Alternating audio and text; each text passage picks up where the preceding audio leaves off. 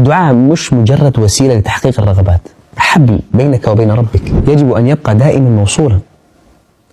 أما أمر الإجابة فهو متروك للمجيب، كيف يحققه ومتى يحققه فهذا شأنه وحده. الله هو صاحب العلم المطلق وصاحب الرحمة المطلقة وصاحب الكرم المطلق.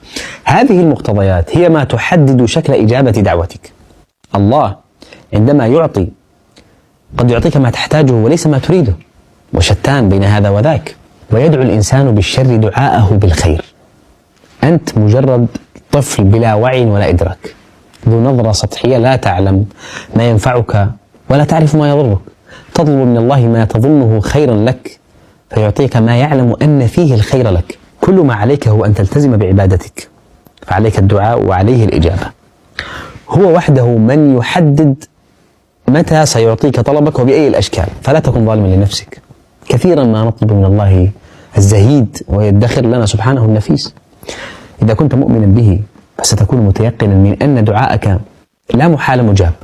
دع حبل الدعاء بينك وبين السماء موصولا، فإذا ما انقطع ابتلعتك الأرض وأصبحت من أهلها. السلام عليكم ورحمة الله.